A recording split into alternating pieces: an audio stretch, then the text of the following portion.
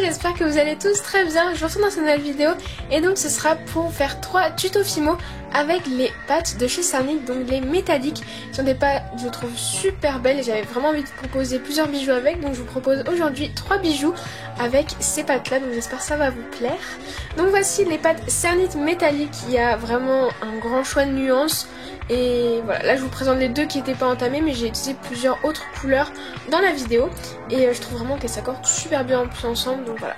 Je commence avec le premier tuto, ça va être pour réaliser ces petits macarons avec la pâte dorée que j'ai essayé de mélanger avec une autre pâte dorée, une de chez Sculpey, donc j'ai pris la chair comme ça et celle de chez Sculpey pour faire un petit mélange avec quelques outils en plus et puis mon moule à base macaron tout simplement.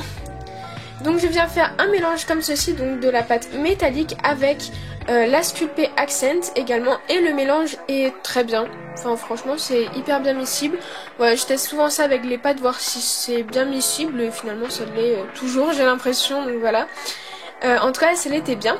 Donc je viens réaliser un macaron, voilà, je voulais juste vous montrer ce petit macaron avec l'effet métallisé sur le dessus et la petite encre. Donc voilà, après je vais pas m'étaler plus dessus puisque voilà, j'ai tout simplement utilisé le moule que j'utilise d'habitude, que j'ai créé à partir d'une base, donc que j'ai fait le gabarit on va dire, puis je viens texturer.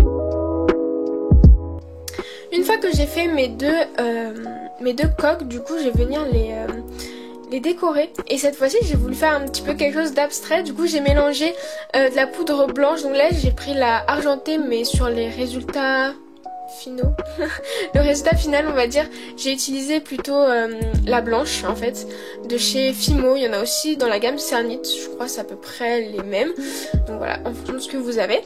Et du coup je viens avec mon vernis et cette poudre là et un pinceau venir saupoudrer, voilà, faire des éclaboussures.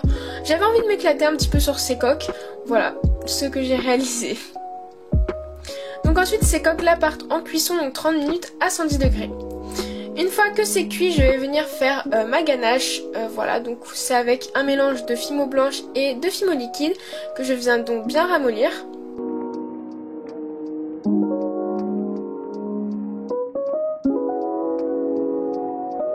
Et le mélange est prêt. Une fois qu'on a cette texture vraiment élastique, on va pouvoir faire tout simplement la chantilly avec une douille. Donc je viens mettre la Fimo dans la douille et je viens appuyer avec un gros bol tools, d'Outil Tools par l'arrière pour que qu'on puisse faire sortir la chantilly tout simplement. Et une fois qu'elle est toute sortie, hop, je la coupe, je l'entortille et puis je vais venir la placer en ajoutant un petit peu sur les coques un petit peu de Fimo liquide, voilà, pour que ça tienne bien. Donc je viens mettre ma petite torsade, je coupe l'excédent et donc je fais des petits ajustements s'il faut. J'ajoute un petit peu de pâte à l'intérieur pour que ce soit bien, et puis la petite technique, voilà, j'utilise toujours moi des clous à tête plate, donc je viens le mettre, je remets un petit peu de Fimo, un petit peu de Fimo liquide et je ferme le macaron. Voilà, je trouvais assez simple mais je trouvais vraiment l'effet avec cette pâte irisée, mais j'ai bien aimé. Du coup voilà, et après cuisson je suis venue colorer avec du vernis et de la poudre, le même mélange, ma chantilly pour avoir quelque chose de coordonné. Voilà, donc j'espère que ça vous plaît, c'est assez simple et je vais passer au deuxième tuto. Donc pour ce deuxième tuto, je vais réaliser du coup ce trio de triangles, voilà, quelque chose d'assez géométrique, mais la petite originalité c'est le triangle du dessus en fait que j'ai réalisé en Mica Shift, donc avec une plaque de chez Cernit également. Donc là l'exemple que je vais vous montrer c'est avec une autre plaque que j'ai utilisée finalement parce que je trouvais les motifs pour ce que je voulais faire un petit peu trop gros. Du coup j'ai changé de plaque mais la technique reste la même. Donc je viens étaler une de mes couleurs métalliques, je viens prendre la plaque à texturer et tout simplement imprimer le motif vraiment en appuyant bien fort sur ma plaque.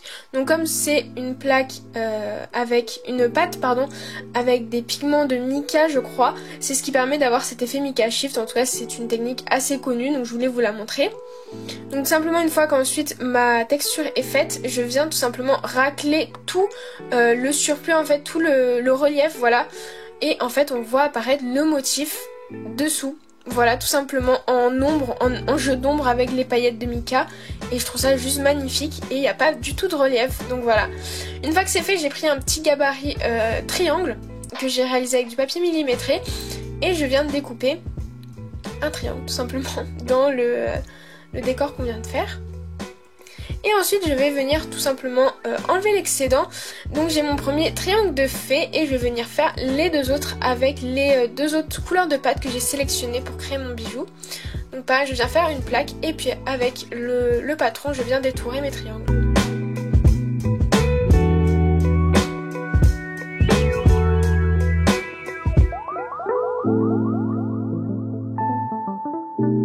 Et je trouve vraiment que les couleurs ensemble de toutes ces couleurs de métalliques vont super bien et ça fait c'est un très bel effet je trouve ensemble. Donc voilà, et donc je viens les empiler en décalé, voilà, pour avoir cet effet et pour que ça puisse prendre une belle forme droite pendant la cuisson. Je viens placer des petits bâtonnets d'esquimaux comme ceci en escalier pour suivre la forme en fait, et je viens trouer pour pouvoir le monter. Et ça part du coup en cuisson 30 minutes à 110 degrés. Une fois que c'est fait, j'ai tout simplement verni cette création et monté en collier.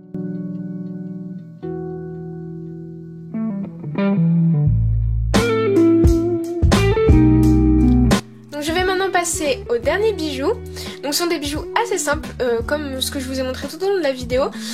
Voilà, mais je trouvais que c'était des idées plutôt sympas à créer avec ces couleurs métalliques. Donc voilà, donc là je viens prendre deux couleurs et je viens ensuite prendre un assemblage, un assortiment plutôt d'emporte-pièces. Et du coup tout simplement je vais venir faire des plaques de mes couleurs métalliques. Voilà, donc deux plaques et après avec celle-ci je vais venir faire un dégradé. Donc pour créer mon dégradé, donc là j'ai fait un dégradé assez rapide, voilà, vous voyez que je me prends pas vraiment la tête, juste je les replie l'une sur l'autre afin qu'elles se chevauchent et après du coup je viens tout simplement rouler au fur et à mesure. Donc je roule, j'aplatis, je replie et je répète l'opération le nombre de fois qu'il est nécessaire afin que vous voyez apparaître un joli dégradé. Voilà moi le dégradé que j'ai obtenu et je vais du coup venir faire mes formes pour créer ma paire de boucles d'oreilles. Donc tout simplement je vais commencer avec le plus grand emporte-pièce que je vais situer vraiment au niveau d'une partie du dégradé où on puisse voir vraiment les deux couleurs. Donc je viens prendre le grand emporte-pièce et après pour faire cet effet un petit peu géométrique, enfin un peu plus chic, voilà, avec le trou au milieu, je viens tout simplement trouer au milieu avec un emporte-pièce plus petit. J'ai également fait deux petits sur le côté afin de créer l'emplacement, enfin de créer la deuxième base pour mettre les puces. Donc voilà, après c'est un montage. N'hésitez pas à me dire si une vidéo sur différents montages que je réalise vous intéresserait, parce que c'est vrai que je le monte jamais. Et là il y a un travail également sur le montage du coup. Du coup, une fois que tous mes petits éléments sont créés, donc tous mes petits cercles sont créés, je vais venir délicatement les trouer afin de pouvoir les monter après. Donc je troue comme ça, donc je les place un peu de la manière dont je veux qu'ils soient sur ma paire de boucles d'oreilles et ça part en cuisson. Et du coup, après cuisson, je suis tout simplement venue résiner voilà, mes petits éléments.